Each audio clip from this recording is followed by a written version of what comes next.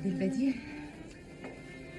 عبد البديع راجل طيب قوي يا أمونة، وبيحبني وشايل جميل. نفسه مكسورة يا عيني عشان ما بيخلفش. كان فاكر ان انا هسيبه لما اعرف اللي هو السبب، لكن انا طمنته.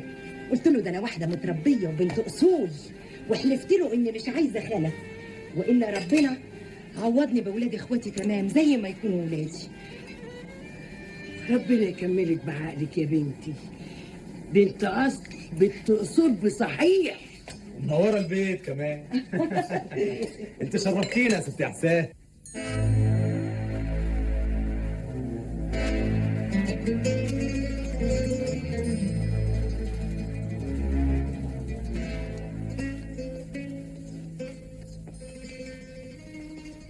الحلوة دي قامت تعجن في الفجرية، والديك بيدن كوكو كوكو في الفجرية.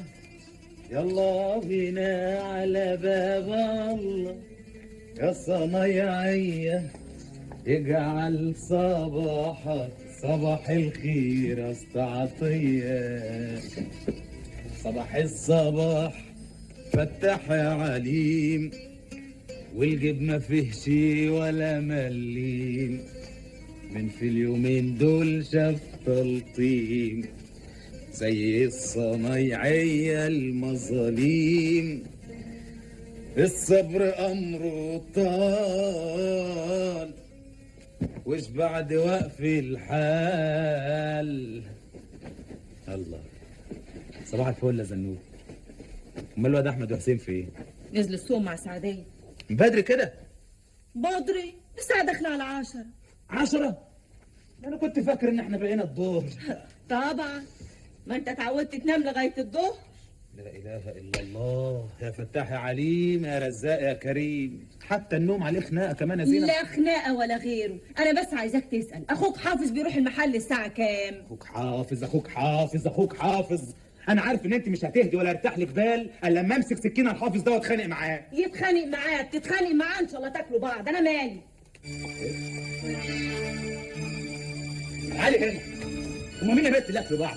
ده انت زودتيها قوي ولازم تتأدبي. ليش هتضربني ولا ايه؟ واكسر رقبتك كمان. لا لا لا لا لا، ترى يا جماعه ما تصلوا على النبي. امال اخذوا الشيطان يا زينب. الله، ابعد عنها يا شاوي. دي بقت عيشه طه يا حسين. كل يوم خناق وزعيق وحساب ولا حساب الملاكين. مره اصحابك، مره اخوك، مره بتسهر بره، مره بتتاخر في النوم. الله، عيل صغير انا ولا تلميذ في المدرسه. كل ده يا حسين عشان قلب عليه وعلى مصلحته ومصلحه ولاده، عشان عايزاه يفتح عينيه على ماله اللي بيتسرق من وراه. من ايه اللي بيتسرق يا شاوي؟ يا ست سيبك منها، دي بتخرف. انا اللي بخرف يا شاوي؟ مش انت اللي حكي لي بالليل عن البسراء وحافظ من وراك؟ مش انت اللي حكي لي عن شرانه اللي ماسك حسابات فرع شارع عبد العزيز ووراك دفات الحسابات الحقيقيه اللي بيزورها اخوك وبياكلها من وراك؟ برضه اخويا يا زينب ياكلني يسرقني ينهبني، مالكيش دعوه انت. مالهاش دعوه ازاي بقى؟ لا يا شاوي، مش مراتك ومولادك ومسؤوله زيك بالظبط، يبقى المال اللي بينهبه حافظ ده مش مالك لوحدك يا شاوي، لها فيه هي وعيالها.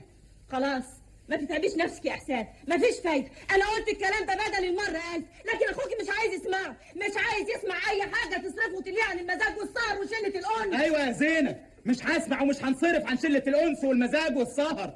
انا كده بقى، ومطرح ما تحط راسك حط رجليكي. لا يا شاوي يا ابن الحاج رضوان، انا ما احبش حد يلوي دراعي ابدا، ولما يا حبيبي تبقى كويس وتمشي عدل وسيرك يبقى مظبوط تبقى تعالى خدني من بيت ابويا. زينب استني يا زينب، سيبيني يا احسان. حلو قوي. وبعدين؟ ما فيهاش بعدين يا حافظ. الدفتر قدامك اهو، الدفتر الحقاني. اما الدفتر التاني فانت عارف طبعا انه اونطه في اونطه. بتتهمني انا حرامي يا ولد؟ انا مش ولد يا حافظ. وطي صوتك بلاش فضايح قدام الزباين والعمال. وعايز ايه دلوقتي؟ نراجع الدفاتر سوا. يوميه المحل الكبير ده، ومحل شارع عبد العزيز، ومحل خيرت، ومحل شارع فاروق. نجرد المخازن ونبتدي من اول وجديد على نظافه. الله، ده معناه بقى انك مخوني، مش واثق فيا.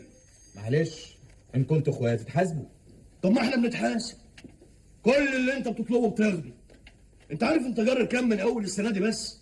انا عارف طبعا ان كله بيتقيد، وخصوصا اللي انا باخده بيتكتب بالمليم وبيتخصم من حساب الارباح بتاعتي كل سنه. انا بتكلم على اللي ما بيتقيدش يا حافظ. اللي ما بيتأيدش. اللي ما بيتأيدش بقى شوقي بقى.